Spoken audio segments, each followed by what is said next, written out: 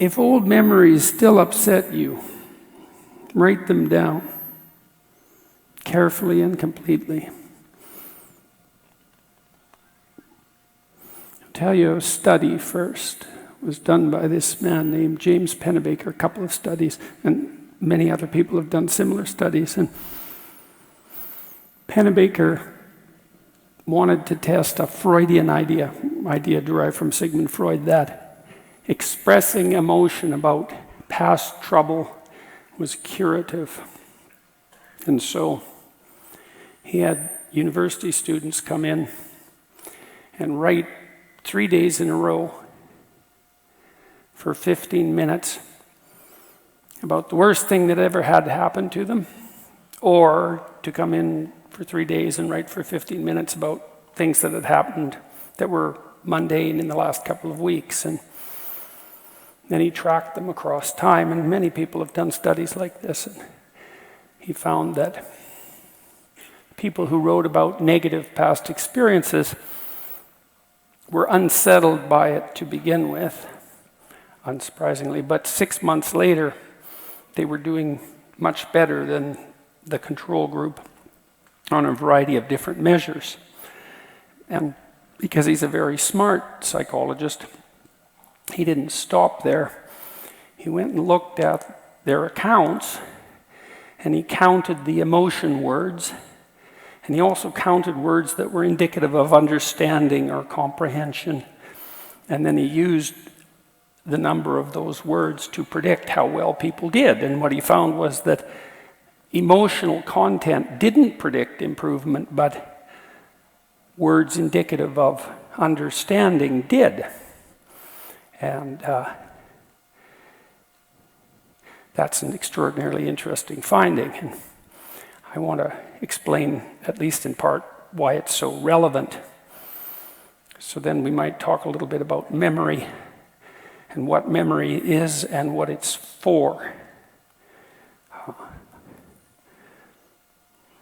I'll tell you a quick story. I had this client, I only saw her once, and it was when I was first starting to work as a clinical psychologist. She came in, she's about 28, and she recounted this story of being sexually assaulted by a much larger brother.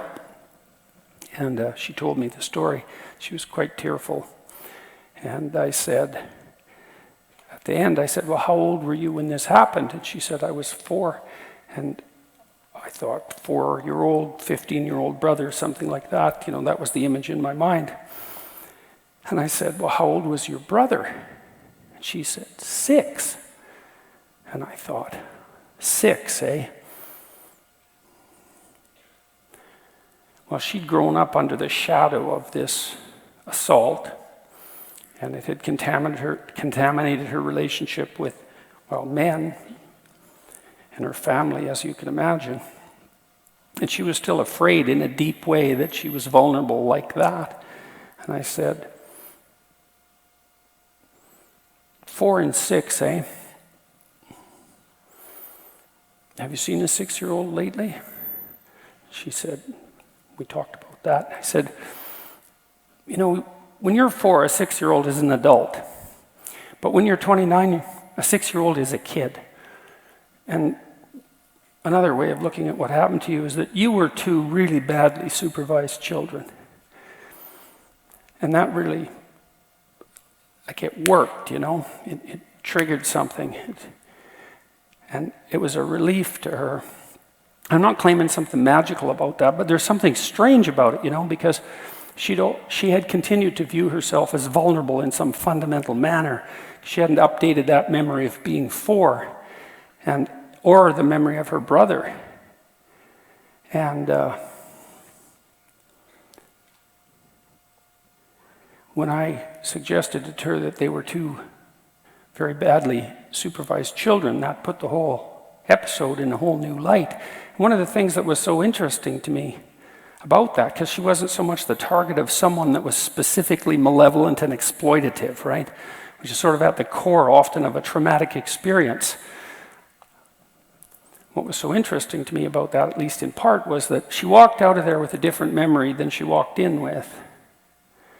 And that's strange because you think the past is fixed in some sense, right? But I think the memory she walked out with was a more accurate memory than the memory she walked in with. And that says something about what memory is for. You know, we tend to think of the world as composed of facts, and that what memory is a representation of a set of facts. And there's some truth in that. But what's more true is that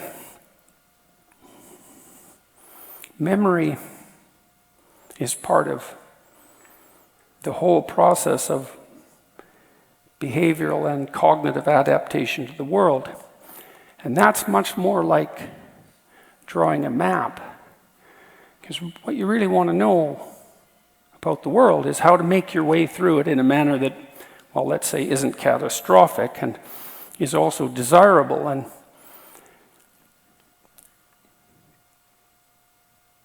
the purpose of your memory is to guide you in making those maps into now and into the future.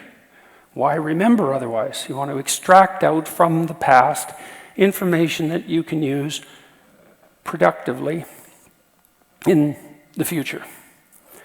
And so for her, the new memory, let's say, was in some sense more useful to her because she didn't have to think of herself as a 4-year-old at the hands of a malevolent force.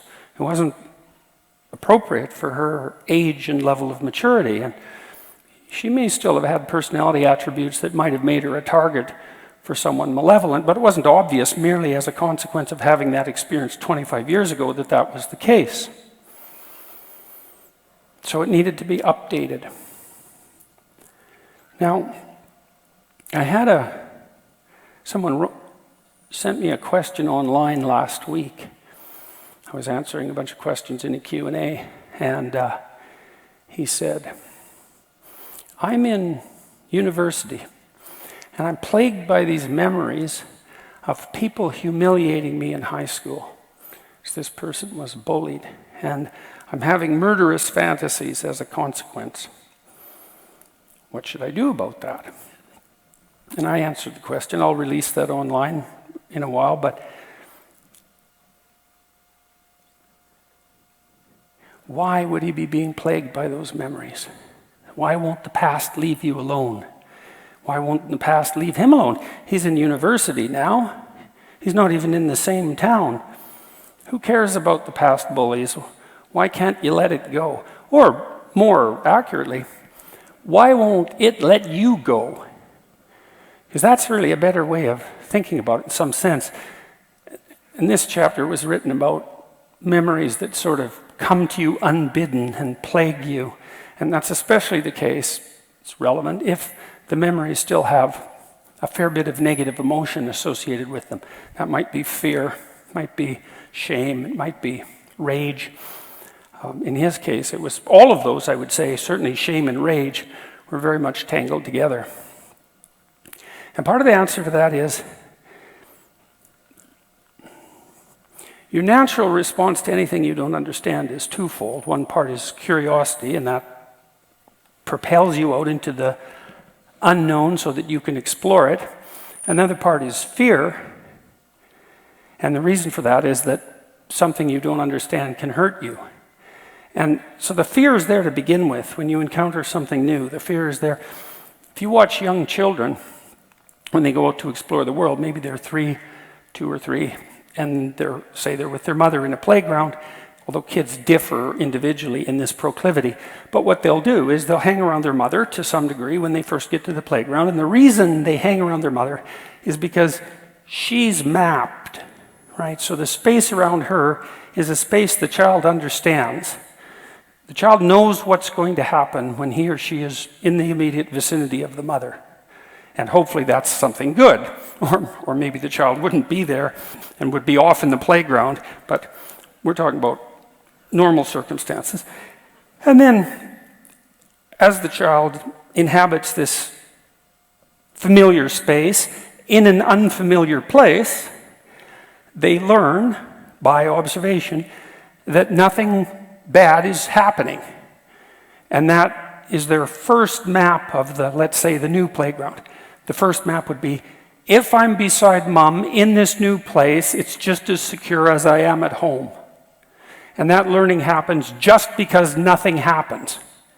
And a lot of our learning is like that. If you go somewhere new and you're apprehensive about it, nothing happens that's bad,